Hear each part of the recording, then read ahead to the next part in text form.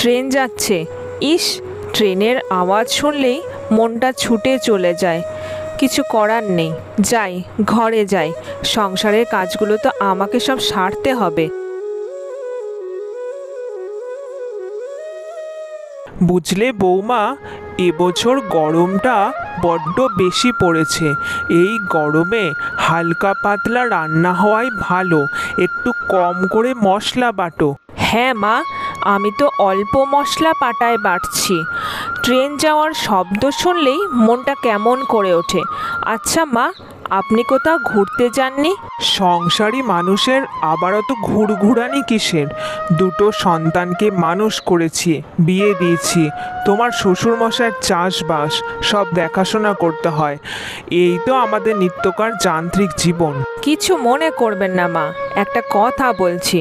ছোট মুখে হয়তো বড় কথা, কিন্তু জীবনের চলার পথটা যান্ত্রিক হলেও আমাদের মনটা তো যান্ত্রিক নয়। তাই বলছিলাম যে একঘেয়েমি সংসার জীবন থেকে কদিন একটু ঘুরে আসতে চাই। এই তো 1 মাসও হয়নি বিয়ে হয়েছে, এর মধ্যেই উড়ু উড়ু বাই। আসার সাথে সাথে বরকে নিয়ে ঘুরতে যাওয়ার ফোন দিয়ে আটছ। আমি শহরে মানুষ হয়েছি মা, ট্রেনে বাসে চলা আমার অভ্যাস আছে। বাইরে গেলে আমি আপনার ছেলেকে ঠিক সামলে নিয়ে যেতে পারবো। আর ঘুরতে যখন ভালোবাসি তখন ঠিক বেড়াতে যাব। এত বড় বড় কথা বলার সাহস পাও কোথা থেকে? আজকালকার মেয়েদের যে এত সাহস কোথা থেকে আসে কে জানে। যাই হোক, আমি চললাম।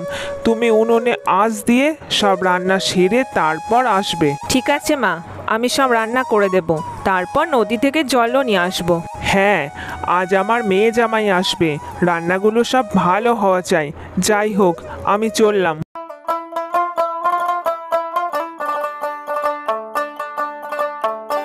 ওরে বাবারে, কত খাবার আয়োজন! খাসির মাংস, মাছের কালিয়া, ভাত, বিরিয়ানি, এত সব রান্না বুঝি তুমিই করেছো বৌদি? হ্যাঁ, ওই আর কি, রান্না বান্না সব সারলাম। মাও অনেক সাহায্য করেছে। সব রান্না আস্তে আস্তে খাও, আর কোনো কিছু লাগলে কিন্তু লজ্জা করবে না। বাহ বৌদি, রান্নাগুলো কিন্তু খুব ভালো হয়েছে। তা আমি যতদিন আছি ভালো ভালো রান্না করে খাওয়াবে কিন্তু। তা রিমির রান্নার হাতও কিন্তু বেশ ভালো। হ্যাঁ হ্যাঁ, নিশ্চয়ই রান্না করে খাওয়াবো। তা বৌদি, তোমরা শুনছিলাম কোথাও ঘুরতে যাবে, মানে মা বলছিল তোমার নাকি ঘুরতে যেতে বেশ ভালো লাগে। হ্যাঁ, আমি তো ভাবছি পুরী যাব। রোজ একঘেয়েমি জীবন তো কারোর ভালো লাগে না। তাই আমি ঠিক করেছি আমি আর তোমার দাদা 1 সপ্তাহের জন্য পুরী ঘুরে আসব। তা রত্না, বোন আর বোনের বরকে ভালো ভালো রান্না করে খেতে দিয়েছো তো? ওরা যে কটা দিন থাকবে রান্না আর খাওয়া দাওয়ায় যেন কোনো ত্রুটি না হয়। আমার একটু ডাল ভাত হলেই হয়ে যাবে। না গো না, রান্নায় কোনো ত্রুটি হয়নি। তাছাড়া ওদের সবার আমার রান্না খেয়ে বেশ ভালোই লেগেছে। আর জিজ্ঞেস করছিল আমাদের ওই বেড়াতে যাওয়ার ব্যাপারে। ও আচ্ছা, বেড়াতে যাওয়া।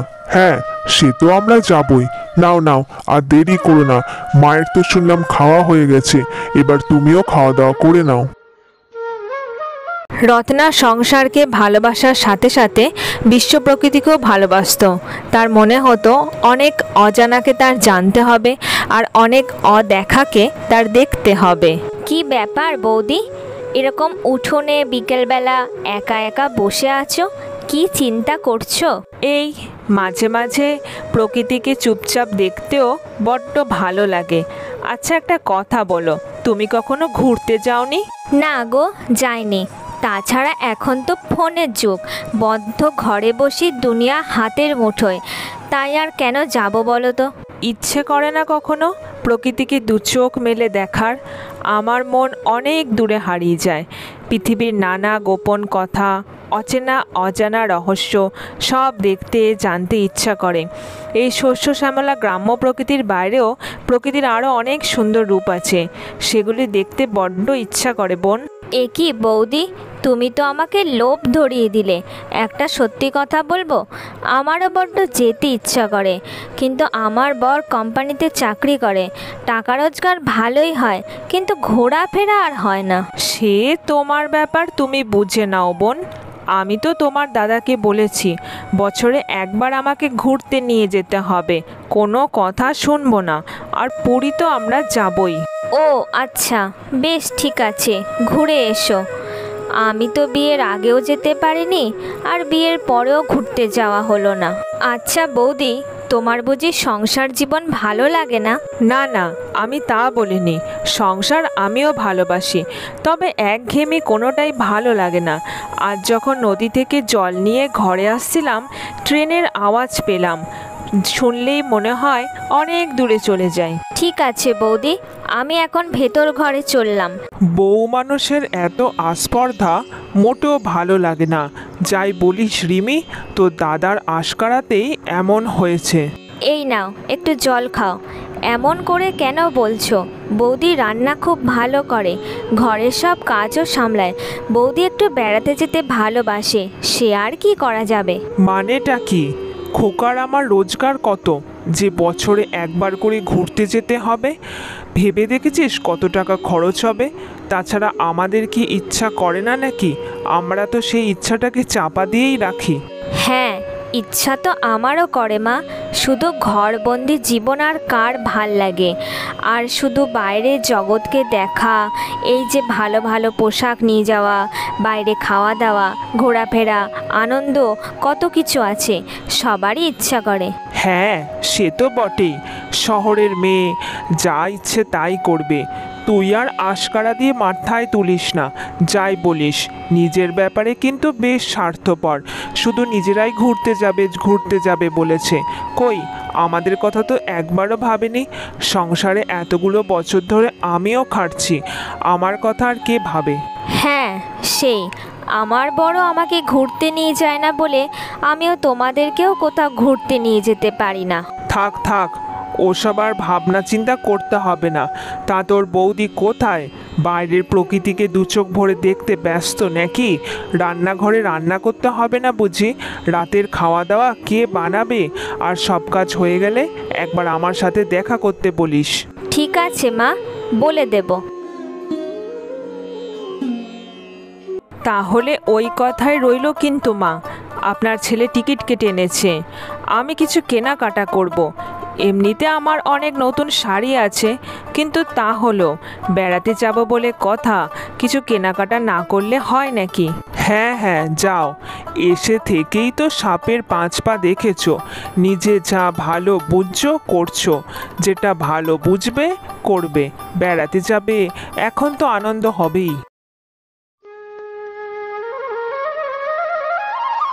ইস বৌদি, তুমি তো বেড়াতে যাবে, তোমার অনেক আনন্দ হচ্ছে তাই না? হ্যাঁ, আনন্দ তো হবেই। আর টিকিটও কাটা হয়ে গেছে।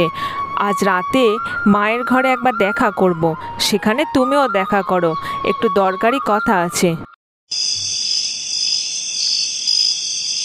এই নিন মা, আপনার একটা নতুন শাড়ি। আর বোন, তোমার শাড়িটাও তোমার ঘরে রেখে দিয়ে এসেছি। কিন্তু আমার জন্য শাড়ি মানে আমি কিছু বুঝলাম না। শাড়ি তো তুমি তোমার জন্য কিনতে গেছিলে। পরশু আমরা সবাই মিলে পুরী বেড়াতে যাচ্ছি। আপনার ছেলে শুধু আমার জন্য নয়, বাড়ির সবার জন্যই টিকিট কেটে এনেছে। আর হ্যাঁ, আপনার জামাই কিন্তু হোটেলও ঠিক করে দিয়েছে। তাই জগন্নাথ মন্দিরে পুজো দেওয়ার জন্য সবার নতুন শাড়ি কিনে আনলাম। সে কি, আমার বর হোটেল ঠিক করেছে? আমার বর তো ঘুরতে যাবার নামই কোনো দিন করে না।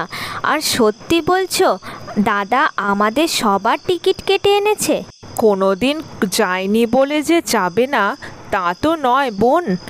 তোমার বরের সাথে আমার আগেই কথা হয়ে গেছিল, বছরে একবার করে এবার থেকে ঘুরতে যাওয়া হবে। আর আমরা সবাই একসাথে ঘুরতে যাব। সত্যি বৌমা, আমার তোমাকে একটু ভুল বোঝা হয়ে গেছিল। সত্যি কথা বলতে আমারও খুব আনন্দ হচ্ছে। জগন্নাথ দেবের দর্শন এ জীবনে পাবো কখনো ভাবিনি। হ্যাঁ, আর সমুদ্রের ধার তো ভালোই লাগে, কারণ ওখানে শীতের সময়ও শীত বেশি থাকে না, আর গরমের সময়ও বেশি গরম লাগে না। আমি তো ঠিক করেছি সমুদ্রের ধারে ঝিনুক করাবো। আমি তোমাকে ভুল বুঝেছিলাম বৌমা। আমি এই শেষ বয়সে এসেও যে বেড়াতে যাব সেটা ভেবেই আমার খুব আনন্দ হচ্ছে। শোনো রিমি, কাল কিন্তু সকাল সকাল উঠে ব্যাগপত্র সব গুছিয়ে নিতে হবে। রাতের ট্রেন জগন্নাথ এক্সপ্রেস। আর হ্যাঁ, আমরা এখান থেকে গরুর গাড়ি করে স্টেশন যাব, তারপর ট্রেন ধরে চলে যাব। খাবার দাবার সব আমি বানিয়ে নেব। ঠিক আছে বৌদি, তুমি রান্নাবান্নাগুলো করে নিও আর আমি ব্যাগপত্র সব গুছিয়ে নেব। বৌদি, লুচি আর আলুর দম করে নিয়ে গেলে কেমন হয়? আর সাথে একটু নারকেল নাড়ু, পুরো জমে যাবে। দিব্যি ভালো হয়, আমি সব করে নেব, টিফিন বাটিতে ভরে নেব। একবার ঘুরতে গেলে দেখবে আবার যেতে ইচ্ছা করবে। শাঁ শাঁ করে ট্রেন ছুটবে, জানলার বাইরে দ্রুত হাওয়া, পেছনে গাছপালা, সবুজ মাঠ ঘাট সব কিছুকে ফেলে দিয়ে ট্রেন এগিয়ে যাবে। একঘেয়েমি জীবন থেকে মুক্তির আনন্দ মিলবে, আর আনন্দই তো জীবন।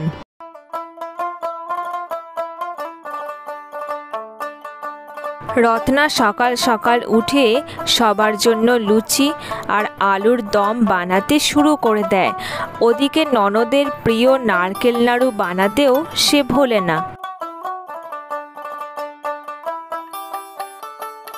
যাক বাবা, সব রান্না বান্না হয়ে গেছে, এবার ব্যাগপত্র নিয়ে বেরোনোর পালা। রত্নার উপস্থিতিতে সবাই ওই সংসারে এক মুক্তির আনন্দ খুঁজে পায়, একঘেয়েমি জীবন থেকে মুক্তির আনন্দ। আমার কার্টুন চ্যানেলে আপনারা যারা সবাই কমেন্ট করেছেন তাদের সবাইকে অসংখ্য ধন্যবাদ। আপনাদের সবার কমেন্টগুলো আমি ভিডিওর শেষে তুলে ধরলাম।